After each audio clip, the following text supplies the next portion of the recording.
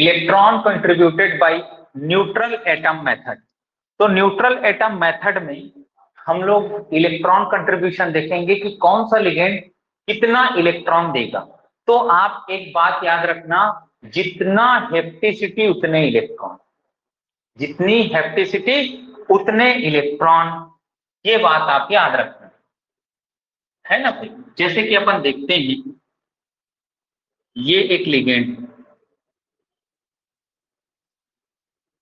इसको हटा दें तो एक रेडिकल बन जाएगा, ये है ना, रेडिकल बनेगा। इसमें मतलब क्या हो जाएगा, ये H+ के फॉर्म में निकालेंगे तो इस पे चार्ज क्या हो जाएगा, -1, और इसकी हेप्टिसिटी कितनी हो जाएगी, 1। ये किसी से जुड़ेगा, मतलब इसमें चार्ज क्या हो जाएगा, यहाँ पे हम लोग चार्ज लिखते जाएंगे, चार्ज क्या हो जाएगा, -1। अब ये हट जाएगा, H को हम हटा देंगे, ये क्या बन गया, एक लिगेंड बन गया। ऐसे ही अगर मतलब ये मेटल से ऐसे मान लो जुड़ गया, ये मेटल से जुड़ गया, तो इसकी हेप्टिसिटी क्या है, η1। तो ये इलेक्ट्रॉन कंट्रीब्यूशन कितना करेगा, 1 इलेक्ट्रॉन। कितना इलेक्ट्रॉन कंट्रीब्यूशन करेगा, ये 1 इलेक्ट्रॉन डोनेट करेगा। ऐसे ही हम लोग देखते हैं, ये देखिए 3 कार्बन का ये है लिगेंड, इसकी हेप्टिसिटी कितनी है, 3। हेप्टिसिटी कितनी है, 3, है ना। हेप्टिसिटी कितनी है, तो ये क्या करेगा, 3 इलेक्ट्रॉन डोनेट करेगा। लिगेंड ये और ये दोनों सेम है। दोनों लिगेंड सेम कैसे हैं मैं बताऊं, देखना, इधर देखिएगा ध्यान से। ये देखो जी, ये लिगेंड है यार, है ना, ये चार्ज यहाँ, ये चार्ज यहाँ, तो ये दोनों क्या होते रहता है, ये तीनों कार्बन में चार्ज क्या हो रहा है भाई, घूम रहा है। अब ऐसे करेगा कि जो कार्बन है या मेटल, जो मेटल है वो इन पूरे इलेक्ट्रॉन डेंसिटी से यहाँ के यहाँ इलेक्ट्रॉन डेंसिटी क्या बना ले, बॉन्ड बना ले। तो कितना इलेक्ट्रॉन डोनेट करेगा, ये 3। जितनी हेप्टिसिटी उतने इलेक्ट्रॉन, आप याद रखेंगे इस बात को। अब देखिएगा ध्यान से, ये CH2, ये इसमें भी चार्ज कितना हो जाएगा, -1। क्यों -1 होगा, देखो इस कार्बन से कितने ग्रुप जुड़े हैं, 2, और इधर एक एल्किल ग्रुप 3। एक वैलेंसी फ्री है कार्बन का, कार्बन की वैलेंसी कितनी होनी चाहिए, 4, है कितनी, 3। तो क्या हो जाएगा चार्ज इस पे, -1। क्या चार्ज हो जाएगा, -1। अगर मेटल ऐसे जुड़ जाए इस कंडीशन में क्या हो जाएगा, η1। η1 में कितने इलेक्ट्रॉन देगा, ये 1 इलेक्ट्रॉन देगा। अब इसी को जी मैं इसको ऐसे लिख दूं, यार 5 कार्बन को ऐसे बना दूं और मेटल कर दूं, तो ये हो जाएगा η5। η5 तो कितने इलेक्ट्रॉन देगा, ये 5 इलेक्ट्रॉन देगा, और चार्ज क्या रहेगा, सेम रहेगा। चार्ज क्या रहेगा, सेम रहेगा। हम चार्ज देख रहे हैं और इलेक्ट्रॉन्स देख रहे हैं, ठीक है भाई। तो चार्ज -1 यहाँ था, जहां पर वैलेंसी फ्री हुई है मतलब वहां पर चार्ज आएगा। यहाँ पर कार्बन देखो, कार्बन की वैलेंसी कितनी होती है, 4, लेकिन यहाँ कितनी है, 3। एक वैलेंसी कम है, उसको कंप्लीट करने के लिए क्या आएगा, नेगेटिव चार्ज। ठीक है, ये बात हमेशा ध्यान में रखेंगे आप लोग। चलिए अब आगे मैं चलता हूं, आगे मैं चलता हूं।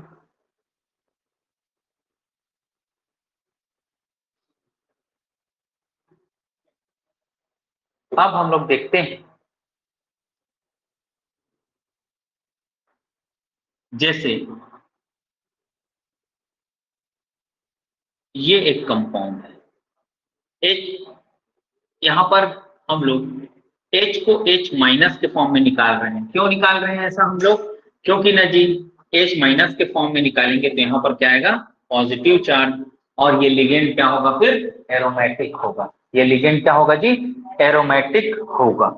अगर अगर बॉन्ड ऐसे बन जाता है, बॉन्ड ऐसे बन जाता है, इस कंडीशन में हेप्टिसिटी कितनी होगी, 1। हेप्टिसिटी 1, हेप्टिसिटी 1 तो कितना होगा, इलेक्ट्रॉन, 1 इलेक्ट्रॉन डोनर हो जाएगा ये। और चार्ज क्या होगा इस पे, चार्ज क्या होगा जी, +1 होगा भाई, तभी एरोमेटिक होगा ना यार। ठीक है, जब ये 3 इलेक्ट्रॉन डोनेट करेगा तो क्या ऐसे हो जाएगा,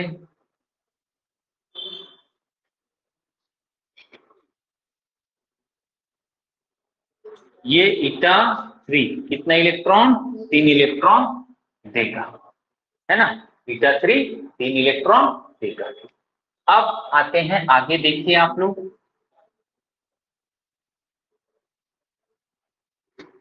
ये साइक्लोपेंटाडाइन है, यहाँ पर क्या है? ईटा 1। ईटा 1 तो कितने इलेक्ट्रॉन देगा ये? 1 इलेक्ट्रॉन देगा। अब चार्ज क्या होगा जी? -1 होगा। चार्ज क्या होगा? -1 प्लस बहुत ही कम जगह होगा जी। चलो और देख लेते हैं।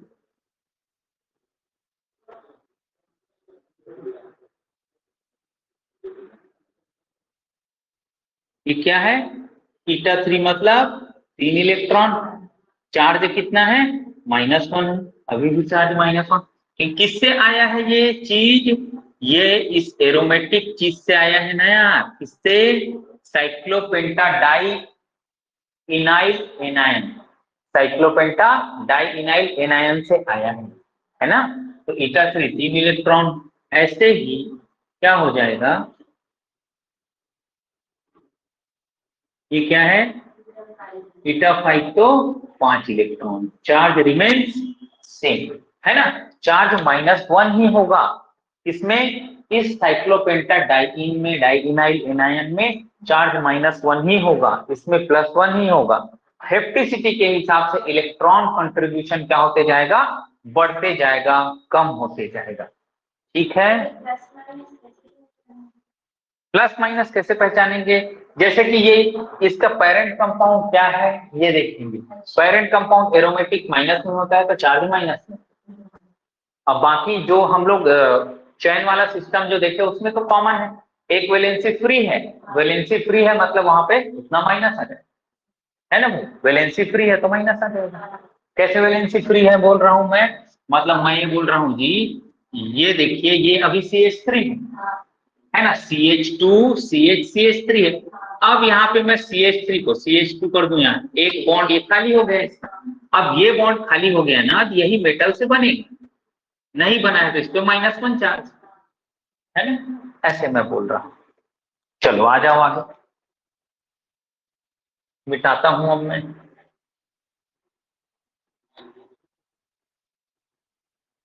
ये सीखना बहुत जरूरी है भाई, है ना। ये सीखना बहुत ही जरूरी है। चलिए भाई इधर देखिए आगे।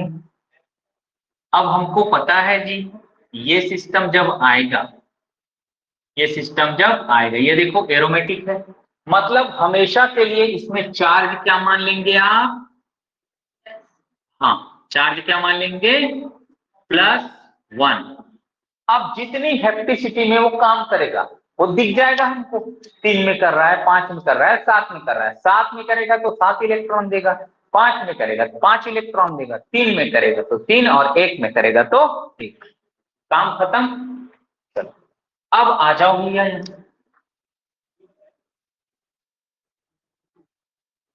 मान लो ऐसा दिया है, मान लो आपको ऐसा दिया है, ठीक है ना। क्या दिया है? ऐसा। तो ये क्या है जी? ईटा 2 है। क्या है? ईटा 2 कितना इलेक्ट्रॉन देगा ये? 2 इलेक्ट्रॉन देगा। चार्ज क्या है इस पे? चार्ज क्या है जी? 0 है, कुछ भी नहीं है। एंटी एरोमेटिक लिगेंड है, आपको ऐसे बना के दे रहा है ना। 2 हेप्टिसिटी में इसके पास कोई भी चार्ज नहीं है, ये एंटी एरोमेटिक लिगेंड है ना। लेकिन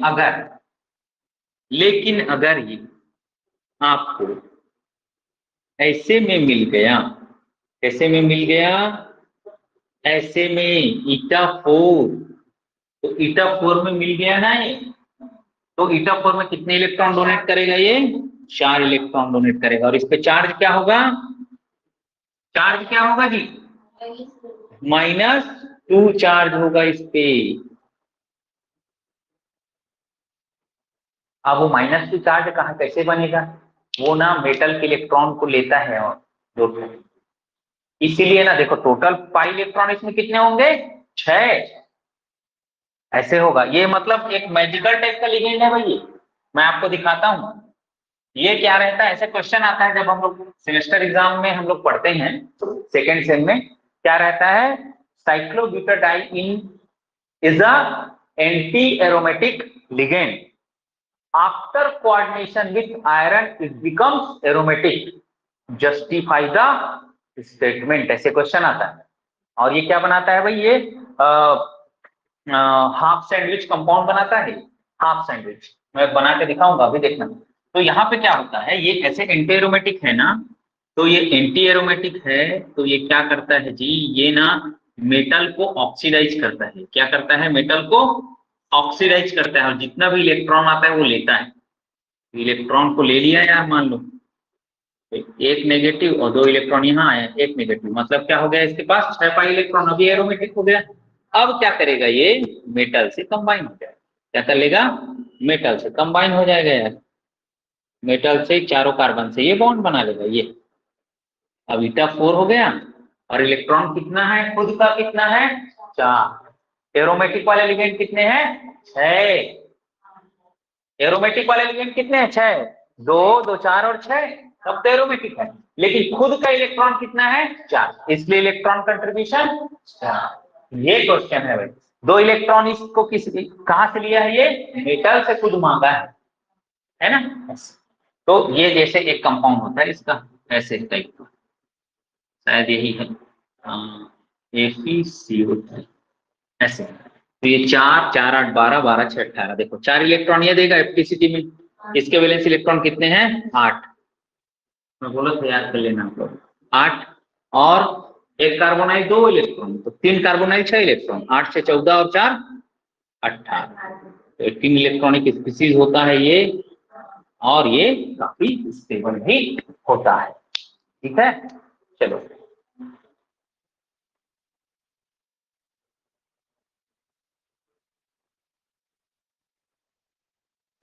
आगे बेंजीन है। तो बेंजीन में चार्ज होता है क्या, कुछ नहीं होता है ना, नहीं होता है भाई चार्ज, और जितनी हैप्टिसिटी उतने इलेक्ट्रॉन। मान लो बेंजीन आपको ऐसे दिख गया यार, ऐसे दिख गया, ऐसे दिख गया, मान लो आपको तो ईटा 6 है, तो कितने इलेक्ट्रॉन, 6 इलेक्ट्रॉन देगा यार। और बेंजीन ज्यादातर 6 हैप्टिसिटी वाला ही बनाता है। चलो कर लेंगे बाकी ऐसे। चलो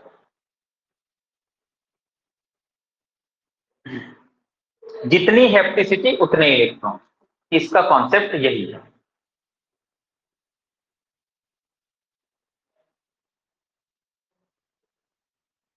तो अब हमको क्या देखना है, जितनी हैप्टिसिटी उतने इलेक्ट्रॉन, और एक न्यूट्रल डोनर साइड क्या करेगा, 2 इलेक्ट्रॉन डोनेट करेगा। दैट मींस लोन पेयर जब कोई भी एटम डोनेट करेगा तो कितने इलेक्ट्रॉन डोनेट करेगा, 2 इलेक्ट्रॉन। पेयर का मतलब क्या होता है, 2 इलेक्ट्रॉन। और जितने चार्ज उतने इलेक्ट्रॉन, जितने चार्ज, मान लो -1 चार्ज है तो कितने इलेक्ट्रॉन देगा, 1। इनऑर्गेनिक केमिस्ट्री में -1 मतलब एक इलेक्ट्रॉन, -2 मतलब 2 इलेक्ट्रॉन। ठीक है, तो हमको 3 चीज यहाँ पे मैं सिखा रहा हूं आप लोगों को। क्या सिखा रहा हूं, जितनी हैप्टिसिटी है ना, जितनी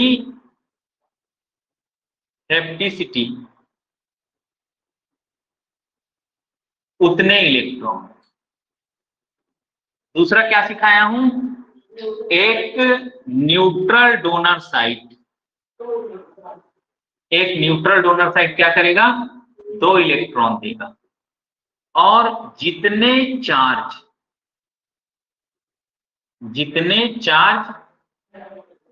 उतने इलेक्ट्रॉन। इतना सीख गए ना यार, आप कहीं नहीं अटके।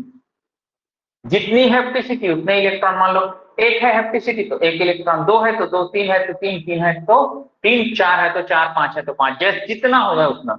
जितने neutral donor site, neutral donor site का मतलब यही समझाता हूं आपको। मान लो अमोनिया है यार, अब ये नाइट्रोजन, इसका एक डोनर साइट है तो कितने इलेक्ट्रॉन देगा, 2।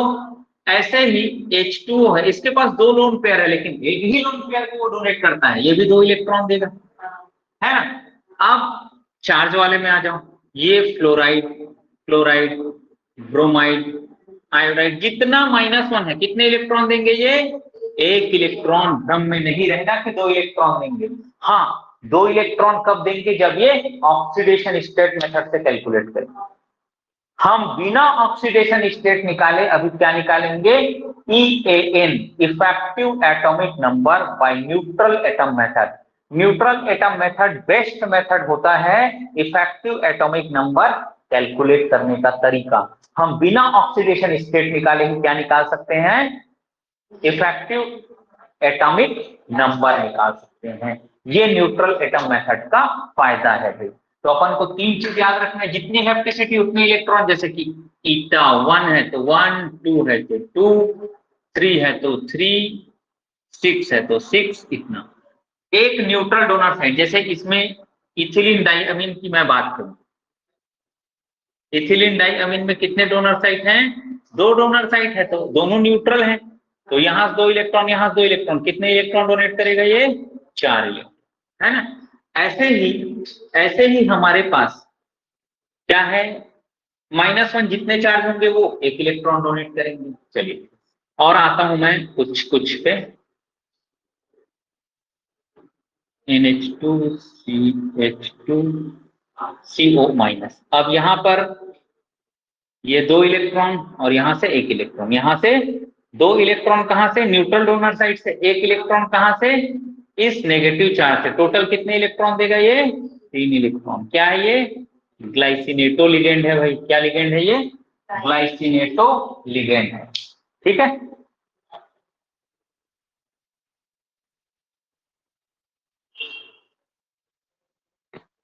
तो जितने -1 चार्ज हैं सारे के सारे 1 इलेक्ट्रॉन डोनर होंगे, जितने -2 चार्ज हैं उतने क्या होंगे, 2 इलेक्ट्रॉन डोनर होंगे, या जिसके पास एक डोनर साइट होगा, न्यूट्रल डोनर साइट, वो क्या हो जाएगा, 2 इलेक्ट्रॉन डोनर होगा।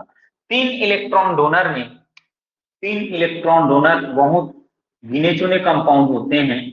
3 इलेक्ट्रॉन डोनर में आता है हमारा, एक तो N3- नाइट्राइडो, और एक होता है NO+, इसको बोलते हैं एनो लीनियर। क्या बोलते हैं, एनो लीनियर, आगे डिस्कस करेंगे इसको।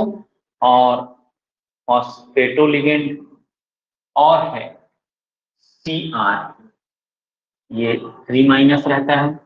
ऐसे ही SIR, ये भी -3 है, पता नहीं चलता लेकिन रहता है भाई। ऐसे ही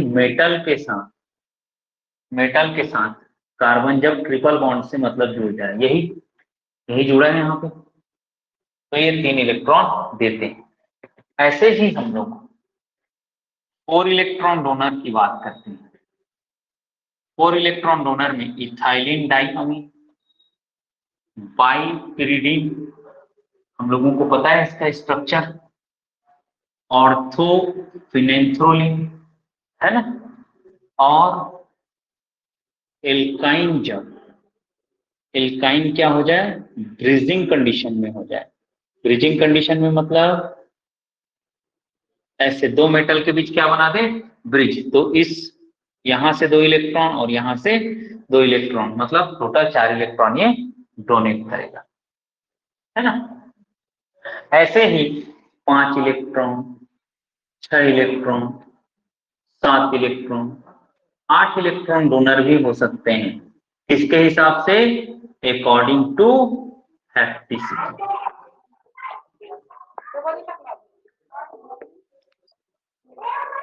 चलिए, टर्मिनल वर्सेस ब्रिजिंग में क्या है, देखिए ये मेटल है जी, मेटल से हाइड्रोजन या ड्यूटेरियम या टाइट्रियम ये जुड़ा है, ये क्या है, टर्मिनल मतलब साइड से जुड़ना।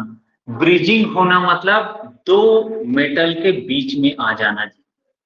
अब आप पूछेंगे सर हाइड्रोजन तो 1 ही इलेक्ट्रॉन दे सकता है, अब वो ब्रिज कैसे बनाएगा। ब्रिज बनाने का कतई ये मतलब नहीं है कि वो अपनी वैलेंसी डिस्टर्ब नहीं कर सकता।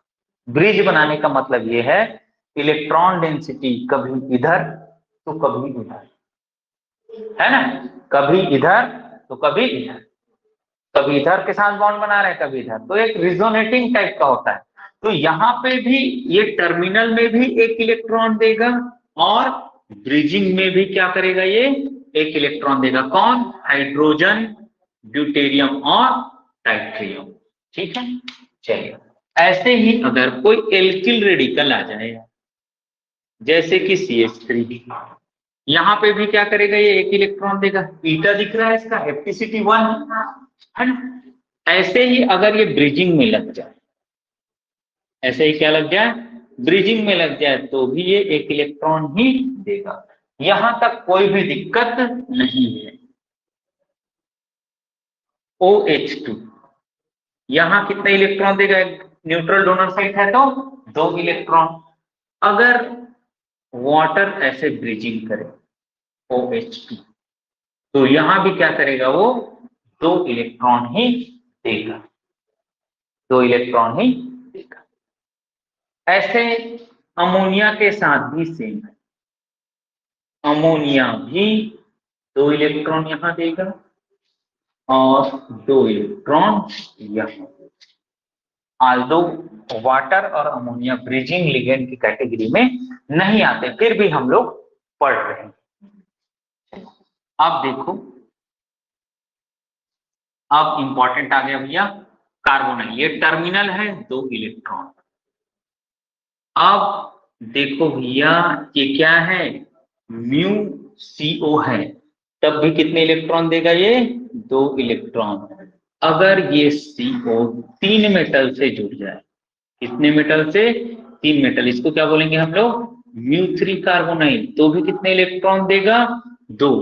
तो ये बात समझना, कार्बोनाइल चाहे 2 मेटल से जुड़े या 200 मेटल से जुड़े एक बार में, वो कितने इलेक्ट्रॉन देगा, केवल 2 इलेक्ट्रॉन देगा। ये अच्छी बात है उसकी, चाहे वो 2 मेटल से जुड़े या 200 से जुड़ जाए एक बार में, वो कितने इलेक्ट्रॉन देगा भैया, कितने इलेक्ट्रॉन देगा, 2 ही इलेक्ट्रॉन। अभी तक हम लोगों को कुछ परेशानी आई है क्या टर्मिनल और ब्रिजिंग में, नहीं आई है। क्यों, क्योंकि जितना टर्मिनल में मिल रहा है उतना ब्रिजिंग में ही मिल रहा है।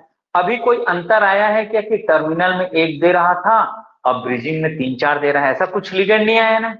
सारे के सारे लिगेंड हमने ऐसे पढ़े हैं जो टर्मिनल में भी जितना दे रहा था उतना ब्रिजिंग में भी दे रहा है। लेकिन अब हम कुछ लिगेंड्स पढ़ेंगे जो टर्मिनल में अलग और ब्रिजिंग में अलग इलेक्ट्रॉन डोनेट करते हैं। देखेंगे ध्यान से इधर, जैसे कि आप लोग देखिएगा हैलोजन, तो यहाँ पर MX, अब X में कौन आएगा, फ्लोराइड, क्लोराइड, ब्रोमाइड, आयोडाइड, सब में नेगेटिव चार्ज मान के चलना। तो इस कंडीशन में, टर्मिनल कंडीशन में कितने इलेक्ट्रॉन देता है, 1 इलेक्ट्रॉन देता है। लेकिन देखिएगा ये ब्रिजिंग कंडीशन में, किस कंडीशन में, ब्रिजिंग कंडीशन में कितने इलेक्ट्रॉन डोनेट करता है, 3 इलेक्ट्रॉन डोनर है। कैसे 3 इलेक्ट्रॉन डोनेट करता है, हैलोजन के पास देखिएगा ध्यान से, है ना, हैलोजन के पास एक नेगेटिव चार्ज है और क्या है जी, 3 लोन पेयर है ना, कितने लोन पेयर है, 3। तो यहां से एक नेगेटिव चार्ज, जितना चार्ज है उतना इलेक्ट्रॉन से 1 इलेक्ट्रॉन, और यहां से 2 इलेक्ट्रॉन, है ना, यहां से 2 इलेक्ट्रॉन और यहां से 1 इलेक्ट्रॉन। तो टोटल ब्रिजिंग के कंडीशन में हैलोजन कितने इलेक्ट्रॉन डोनेट करेगा, 3 इलेक्ट्रॉन डोनेट करेगा। ऐसे ही नाइट्रोजन की फैमिली में, नाइट्रोजन की फैमिली में एक वैलेंसी कम हो जाए, तो देखो ये क्या, -1 चार्ज रहता है, और जितना चार्ज उतना इलेक्ट्रॉन में कितना इलेक्ट्रॉन देगा, ये 1 इलेक्ट्रॉन देगा। अगर यही ब्रिज बना ले, यही क्या करे, ब्रिज बना ले यार, है ना, तो ब्रिज बना ले, तब क्या होगा, ब्रिज बना लेगा तो ये भी क्या करेगा, 3 इलेक्ट्रॉन देगा। कैसे 3 इलेक्ट्रॉन देगा, ये एक नेगेटिव चार्ज और ये लोन पेयर से, तो ये भी क्या करेगा, 3 इलेक्ट्रॉन देगा। ऐसे, हाँ, लोन पेयर का 2 और नेगेटिव चार्ज का 1। ऐसे ही ऑक्सीजन की फैमिली में, ऑक्सीजन की फैमिली में ये यहाँ पर OH माइनस 1 इलेक्ट्रॉन, और यहीं पे यही OH माइनस कितने इलेक्ट्रॉन देगा, 3 इलेक्ट्रॉन देगा। कैसे 3 इलेक्ट्रॉन देगा, माइनस और एक लोन पेयर का, एक माइनस का और एक, मतलब एक माइनस का और 2 लोन पेयर का, टोटल कितने इलेक्ट्रॉन देगा, ये 3 इलेक्ट्रॉन ये देता है। तो ये हुआ भैया टर्मिनल वर्सेस ब्रिजिंग। तो टर्मिनल और ब्रिजिंग में क्या आपको याद रखना है, आपको याद रखना है हैलोजन, उसके बाद नाइट्रोजन की फैमिली में जब उसका एक वैलेंसी कम हो जाता है तब वाले लिगेंड, मतलब NH2, NR2। फिर ऑक्सीजन की फैमिली में फिर एक वैलेंसी कम होने वाला, एक वैलेंसी कम होने वाला मतलब H2O में एक H को हटा दो, OH माइनस वाला। तो ये आपको याद रखने हैं। अब देखेंगे EAN रूल हम लोग पढ़ेंगे, effective atomic number. Effective atomic number, इसमें कुछ पॉइंट्स हैं, वो पॉइंट क्या क्या हैं उसको हम लोग देखते हैं। तो पहला पॉइंट ये है कि हम लोग ट्रांजिशन मेटल कॉम्प्लेक्सेस के लिए, किसके लिए, ट्रांजिशन मेटल कॉम्प्लेक्सेस के लिए क्या रूल यूज करेंगे, 18 इलेक्ट्रॉन रूल यूज करेंगे, है ना। और स्क्वायर प्लेनर कॉम्प्लेक्सेस के लिए हम लोग क्या रूल यूज करेंगे, 16 इलेक्ट्रॉन रूल यूज करेंगे। और जो मेन ग्रुप एलिमेंट्स हैं, मेन ग्रुप एलिमेंट्स हैं, उसके लिए ऑक्टेट रूल। कौन सा रूल, ऑक्टेट रूल यूज करेंगे। हाइपरवेलेंट हाइपोवेलेंट हम लोगों ने इनऑर्गेनिक में पढ़ा है पहले, है ना, ऑक्टेट रूल यूज करेंगे। अब चौथा पॉइंट ये है कि अगर कोई कंपाउंड 18 इलेक्ट्रॉन रूल क्या करता है, फॉलो करता है, तो वो कंपाउंड क्या होगा जी, स्टेबल होगा। क्या होगा, वो स्टेबल होगा, मोर स्टेबल होगा, कहने का मतलब ये है ना। हाँ, ये तो 18 16, लेकिन 16 इलेक्ट्रॉनिक जो स्पीसीज है स्क्वायर प्लेनर कॉम्प्लेक्सेस, थोड़े क्या होते हैं, रिएक्टिव होते हैं। तो ज्यादातर इसको मानना कि 18 इलेक्ट्रॉन रूल जो फॉलो करता है वो स्टेबल होते हैं। एक बात और इसमें याद रखने लायक है, क्या, लैंथेनॉइड, एक्टिनॉइड, क्या, lanthanide, actinoid complexes doesn't follow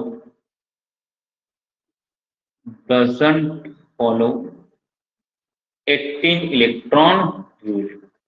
तो जो लैंथेनाइड एक्टिनॉइड कॉम्प्लेक्सेस है ना, वो 18 इलेक्ट्रॉन रूल को फॉलो नहीं करते हैं। चलिए, अब जिन कंपाउंड्स में, इसमें जिन कंपाउंड्स में 16 इलेक्ट्रॉनिक या 18 इलेक्ट्रॉनिक स्पीसीज हैं, जो कंपाउंड कैसे हैं, 16 या 18 इलेक्ट्रॉनिक स्पीसीज हैं, वो कंपाउंड क्या होते हैं, डायामैग्नेटिक नेचर के होते हैं। कैसे नेचर के होते हैं, डायामैग्नेटिक नेचर के होते हैं, है ना। अब आगे अगला पॉइंट है, अगला पॉइंट क्या है, सातवां पॉइंट ये बोलता है कि अगर कोई कंपाउंड के पास 9 या 19 इलेक्ट्रॉन है, मतलब क्या है, एक इलेक्ट्रॉन क्या है, एक्स्ट्रा है। एक्स्ट्रा है मतलब वो क्या करेगा, दूसरे को देगा। दूसरे को देगा मतलब उसको क्या करेगा, रिड्यूस करेगा। तो जिस कंपाउंड में 9 या फिर 19 इलेक्ट्रॉनिक स्पीशीज है, वो कैसे बिहेव करेगा, रिड्यूसिंग एजेंट की तरह बिहेव करेगा। ऐसे ही 8वां पॉइंट वो बोलता है कि जो कंपाउंड में 7 या 17 इलेक्ट्रॉन होगा, है ना, अब वो क्या करेगा, इलेक्ट्रॉन लेगा। इलेक्ट्रॉन लेगा मतलब दूसरे को क्या करेगा, ऑक्सीडाइज करेगा। ऑक्सीडाइज करेगा मतलब ये कंपाउंड कैसे बिहेव करेगा, ऑक्सीडाइजिंग एजेंट की तरह काम करेगा। कैसे काम करेगा भैया, ऑक्सीडाइजिंग एजेंट की तरह ये काम करेगा। तो मैं इफेक्टिव एटॉमिक नंबर, हिंदी में बोलते हैं प्रभावकारी परमाणु संख्या, है ना, इसको फॉलो करने के लिए मैंने 7-8 रूल बताए हैं। वो रूल क्या है, फिर से रिवाइज कर लेते हैं। ट्रांजिशन मेटल कॉम्प्लेक्सेस के लिए 18 electron rule, square planar complexes के लिए 16 electron rule, main group elements के कॉम्प्लेक्सेस के लिए, मेन ग्रुप एलिमेंट्स किसको बोलते हैं, एस और पी ब्लॉक के एलिमेंट्स को हम लोग मेन ग्रुप एलिमेंट्स बोलते हैं। डी ब्लॉक के एलिमेंट्स को ट्रांजिशन एलिमेंट्स, एफ ब्लॉक के एलिमेंट्स को इनर ट्रांजिशन एलिमेंट्स कहते हैं। 18 इलेक्ट्रॉन रूल जो फॉलो करते हैं वो कॉम्प्लेक्सेस रिलेटिवली ज्यादा स्टेबल होते हैं। Lanthanoid, actinoid complexes 18 electron rule को फॉलो नहीं करते, जो कंपाउंड 16 18 इलेक्ट्रॉन रूल को फॉलो करते हैं वो डायमैग्नेटिक नेचर के होते हैं, मतलब मैग्नेटिक मोमेंट उनका 0 होता है। अब जिस कंपाउंड में 9 या 19 इलेक्ट्रॉन है, मतलब एक इलेक्ट्रॉन एक्स्ट्रा है, वो क्या करेंगे, रिड्यूसिंग एजेंट की तरह काम करेंगे, और जिनमें 7 या 17 इलेक्ट्रॉन है ये ऑक्सीडाइजिंग एजेंट की तरह काम करेंगे। चलिए, ये है हमारा 3D सीरीज, है ना, ये है 3D सीरीज। उसके बाद आता है 4D सीरीज, उसके बाद आएगा 5D सीरीज। तो 3D सीरीज को हम लोगों ने ऐसे याद किया था, साइंस टीचर वक्रमन फेकोनी कुंजन, साइंस टीचर वक्रमन फेकोनी कुंजन, ठीक है। इसके बाद हम लोग इसको वर्टिकली याद किए थे, स्कूटी यहां लगाओ, टी जरा हाफ, वे नवाब थे, करोड़ों मोल वाला, मन तक रे, फिर रुलाया उसने, कौन रहेगा इधर, नहीं पढ़ पाते, क्यों अर्जेंट आऊं, जिंक कड़वा होगा, चक्का नहीं है, देखिए यहाँ पे, ठीक है। चलो, अब हम लोग देखेंगे वैलेंस इलेक्ट्रॉन्स। तो वैलेंस इलेक्ट्रॉन में बोला था 3 4 5 6 7 8 9 10 11 और 12। जब हम लोग EAN कैलकुलेट करेंगे, जब हम लोग EAN कैलकुलेट करेंगे तो हमको जरूरत पड़ेगी एटॉमिक नंबर की, है ना। तो एटॉमिक नंबर मैं यहाँ पे लिख देता हूं जी। एटॉमिक नंबर इसका होता है स्कैंडियम का 21 और जिंक का होता है 30, इसका होता है 39 और इसका होता है 48 कैडमियम का, ऐसे ही इसका होता है 57। फिर ये 14 एलिमेंट्स F ब्लॉक में चले जाते हैं, ये होता है 72 से लेके 80, 72 से लेके 80 होता है। तो आप लोग जब EAN देखेंगे ना, EAN जब देखेंगे तो जो कंपाउंड EAN, जो कंपाउंड किसको फॉलो करेगा, EAN या 18 इलेक्ट्रॉन रूल को फॉलो करेगा। क्या फॉलो करेगा, 18 इलेक्ट्रॉन रूल, दोनों बेसिकली एक ही है। EAN में हम लोग क्या यूज करेंगे, एटॉमिक नंबर, क्या यूज करेंगे हम लोग, एटॉमिक नंबर यूज करेंगे। और 18 इलेक्ट्रॉन रूल में क्या यूज करेंगे, वैलेंस इलेक्ट्रॉन को काउंट करेंगे। क्या काउंट करेंगे, वैलेंस इलेक्ट्रॉन को। दो तरीके हैं भाई, EAN में क्या काउंट करेंगे, एटॉमिक नंबर, क्योंकि ये पहले बोला है effective atomic number. Effective atomic number क्या होता है, मेटल का एक ही एटॉमिक नंबर है, अब मेटल क्या बना लिया है, कॉम्प्लेक्स बना लिया है। कॉम्प्लेक्स बना लिया है मतलब उसने लिगेंड से कुछ इलेक्ट्रॉन ले लिए हैं। अब लिगेंड से कुछ इलेक्ट्रॉन ले लिए हैं तब उसका एटॉमिक नंबर क्या है ना, मतलब इसको बोलते हैं effective atomic number. Atomic number as such कोई चेंज नहीं होता है भाई। निकिल का एटॉमिक नंबर 28 है, मान भी को चलते हैं, तो क्या उससे कार्बोनाइड जुड़ने से उसका एटॉमिक नंबर 36 हो जाएगा, नहीं होगा। इफेक्टिव एटॉमिक नंबर बोलते हैं इसको कि लिगेंड ने इसको इलेक्ट्रॉन दिया है, तो वो इलेक्ट्रॉन भी अब मेटल के हो गए हैं। तो इफेक्टिव एटॉमिक नंबर मतलब टोटल मेटल के इलेक्ट्रॉन प्लस टोटल लिगेंड के इलेक्ट्रॉन। ऐसे ही 18 इलेक्ट्रॉन रूल क्या है, 18 इलेक्ट्रॉन रूल में हम क्या काउंट करते हैं, valence electron of metal plus electron donated bye ligand, इसको बोलते हैं 18 इलेक्ट्रॉन रूल। चलिए, तो हाँ, मेटल दोनों में यूज होगा, एक इसमें वैलेंस इलेक्ट्रॉन यूज होगा मेटल का, इसमें एटॉमिक नंबर। तो जो कंपाउंड 3D का जो कंपाउंड है ना, अगर वो EAN फॉलो कर रहा है तो उसका जो EAN है एटॉमिक नंबर काउंट कितना आएगा, 36 क्रिप्टॉन के बराबर। और जो 4D का एलिमेंट है वो काउंट वो फॉलो करेगा तो कितना आएगा इसका, 54 किसके बराबर, जेनॉन के बराबर। और ये कंपाउंड जब EAN फॉलो करेंगे तो क्या आएगा, 86 रेडॉन के बराबर आएगा भैया। किसके बराबर आएगा, रेडॉन के बराबर। अगर EAN काउंट इतना नहीं आता 3D का 36, 4D का 54 और 5D का 86 नहीं आता, मतलब वो कंपाउंड क्या फॉलो नहीं करते, EAN फॉलो नहीं करते, as well as 18 electron rule भी फॉलो नहीं करते। तो एक बात याद रखना, जो कंपाउंड 18 इलेक्ट्रॉन रूल फॉलो करेगा वो EAN भी फॉलो करेगा ही करेगा। करके दिखाऊं एक आध एग्जाम्पल करके देखें। चलो चलो मैं एक आध करके दिखा देता हूं। देखो भैया, ये NiCO4, निकिल का वैलेंस इलेक्ट्रॉन कितना, 10। अभी मैं 18 इलेक्ट्रॉन की बात कर रहा हूं ना। निकिल का वैलेंस इलेक्ट्रॉन कितना, 10। 4 कार्बोनाइल है, कितना इलेक्ट्रॉन देगा, 4 दूनी 8। फॉलो कर लिया भैया 18 इलेक्ट्रॉन। अब आ जाओ EAN में। EAN में निकिल का एटॉमिक नंबर कितना, 28। कार्बोनाइल कितना इलेक्ट्रॉन दे रहा है, 8। कितना आ गया, 36 है। तो जो 18 इलेक्ट्रॉन रूल फॉलो करेगा वो EAN भी बाय डिफॉल्ट फॉलो करता ही है। ठीक है, चलो EAN कैलकुलेट करने के लिए अपन को क्या करना है, देखना है कितना वैलेंस इलेक्ट्रॉन है मेटल का, उसको गुना कर देना है नंबर ऑफ सेंट्रल एटम्स। मैं इसलिए नंबर ऑफ सेंट्रल एटम लिखा हूं कि हम लोग अभी एक मेटल और उसके साथ कुछ जुड़े हुए लिगेंड देखें। आगे चल के हम लोग क्या देखेंगे, मेटल क्लस्टर देखेंगे जिसमें एक से ज्यादा मेटल होंगे, 4 मेटल होंगे, 6 मेटल होंगे, 8 मेटल होंगे। उस कंडीशन में हम क्या करेंगे, जितने नंबर ऑफ मेटल है उसको मल्टीप्लाई करेंगे किससे, उसके वैलेंस इलेक्ट्रॉन से। फिर हम देखेंगे number of metal metal bond.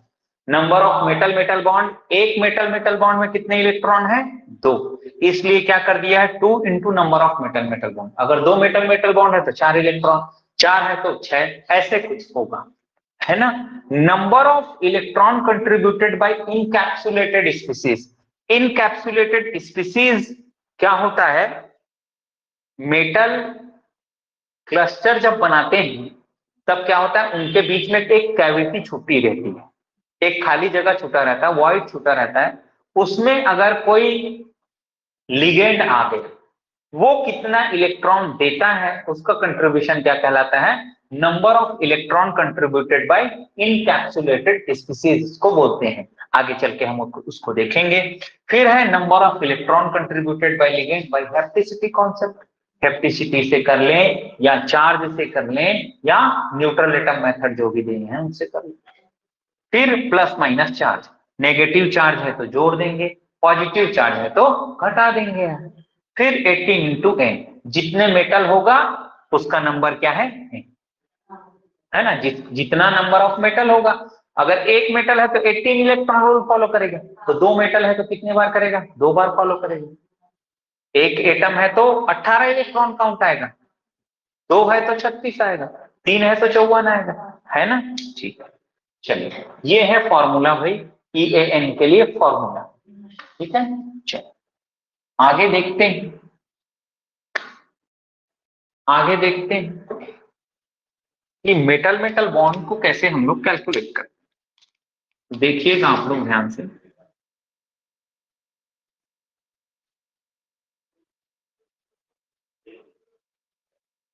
ये मेटल है 5, है ना, 5 मेटल है। देखो मेटल मेटल बॉन्ड 1 2 3 और 4, 4 हो गया ना।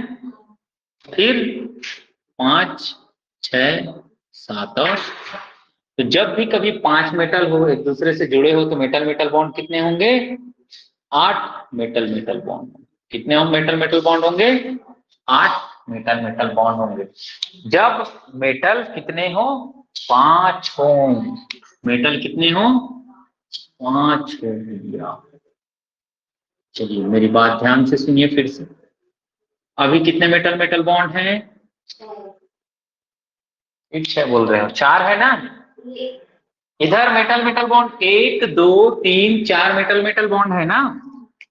अब कितना हुआ, 5 6 7 और 8 हुआ, 8।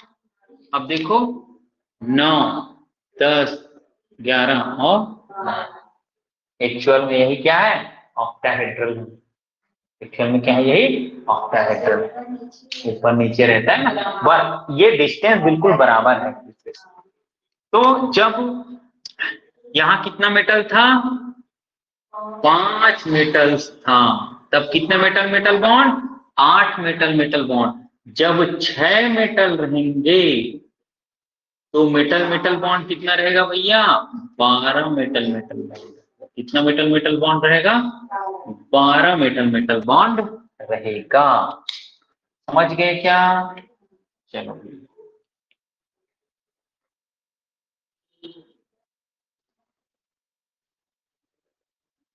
ये जेड जो है ना क्या है, इस वाइड में इनकैप्सुलेटेड हो गया है, मतलब कैप्चर हो गया है इसमें।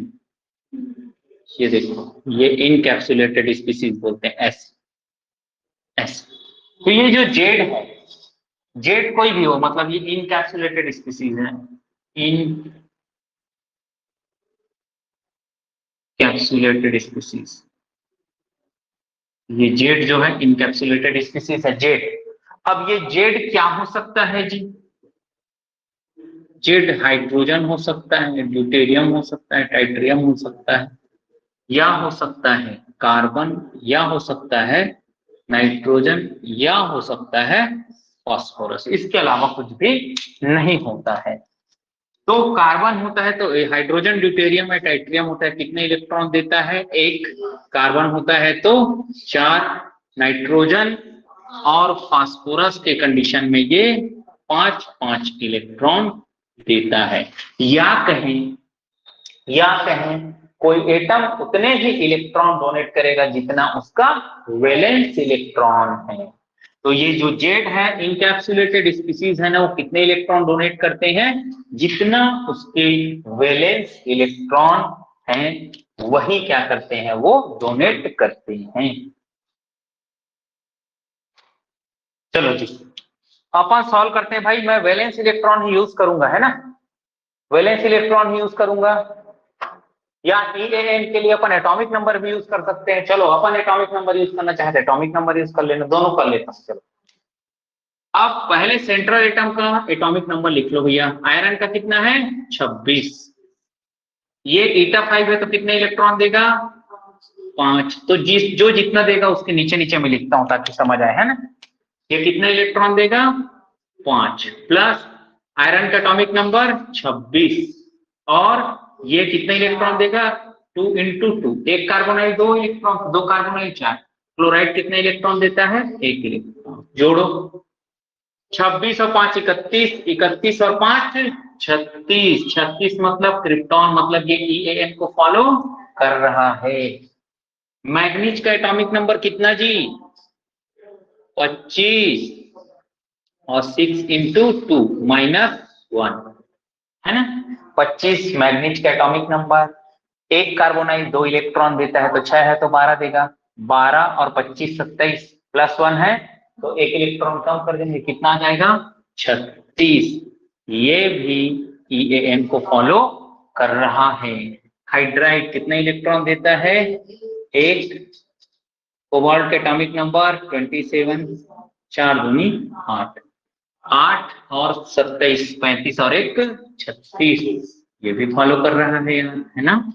चलो, पाई सीपी मतलब 5 इलेक्ट्रॉन, पाई सीपी और ईटा 5 C5H5 एक ही चीज है। साइक्लोपेंटाडाइनाइल को सीपी बोलते हैं, C5H5। चलो, 5 इलेक्ट्रॉन।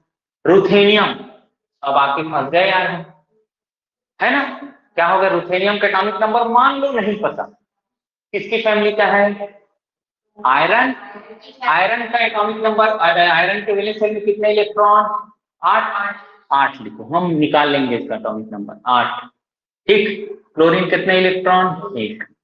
कार्बोनाइल 2 इलेक्ट्रॉन, PPH3 कितना, 2। चलो जोड़ो तो, 5 और 8 13, 13 और 5 18, 18 इलेक्ट्रॉन। मतलब ये क्या करेगा, EAN को फॉलो करेगा। किसको फॉलो करेगा, EAN को। अब रुथेनियम का एटॉमिक नंबर तुमको नहीं पता तो कैसे निकालोगे, ऐसे ऊपर से कर लेना, नहीं इधर से चले जाना है ना, समझ रहे हो ना मेरी बात। आप 39 से चले जाना भाई। कैसे? यूट्रियम, जिरकोनियम, हाँ, और रुथेनियम। कितना आएगा? कितना आएगा? कितना आएगा? 44 आएगा ना। देखो ऐसे भी निकाल सकते हो। कैसे? मान लो कुछ याद नहीं आया, इधर उधर कुछ भी याद नहीं आया, हमको ये याद है कि ये 4D है। 4D मतलब कितना जाएगा ये? 54, और 18 इलेक्ट्रॉन रूल को ये फॉलो कर रहा है ना। तो ये देखो 5 और 5 10, इसमें से 10 घटा दो, यहाँ आ जाएगा इसका एटॉमिक नंबर। जितने लिगेंड के नंबर है ना, लिगेंड के इलेक्ट्रॉन उसको घटा दो, मेटल के इलेक्ट्रॉन उसको छोड़ देना, क्या आ जाएगा उसका एटॉमिक नंबर। ठीक है, ऐसे आ जाएगा। चलो भाई, इरिडियम। इरिडियम का अगर एटॉमिक नंबर याद नहीं है तो क्या करेंगे हम? वैलेंस इलेक्ट्रॉन यूज करेंगे। वैलेंस इलेक्ट्रॉन कितना होता है? 9, 9 प्लस 3 और 2 गुना 2। अब ये किसकी फैमिली का है? नाइट्रोजन की फैमिली का है। नाइट्रोजन की फैमिली में एक वैलेंसी कम है, मतलब -1 चार्ज है। -1 चार्ज है मतलब एक इलेक्ट्रॉन देगा। कितना इलेक्ट्रॉन देगा? एक इलेक्ट्रॉन देगा। देखो 9 3 12, 12 और 4 16, 1 17 इलेक्ट्रॉन आ रहा है, मतलब ये EAN को फॉलो नहीं करेगा। चलो आ जाओ भैया। को कार्बोनाइल कितना इलेक्ट्रॉन? 5 गुणित 2। क्रोमियम का एटॉमिक नंबर कितना? 24। ये क्या है जी? कार्बिन है। कार्बिन मतलब 2 इलेक्ट्रॉन। 24 10, 34 और 2 36। 36 मतलब क्रिप्टॉन, मतलब EAN को फॉलो करेगा। ये 𝜃5Sp 5 इलेक्ट्रॉन प्लस आयरन का एटॉमिक नंबर 26 प्लस 5 इलेक्ट्रॉन, कितना हो जाएगा? 36। 36 मतलब क्रिप्टॉन, ये EAN को फॉलो कर रहा है। समझ आया ये?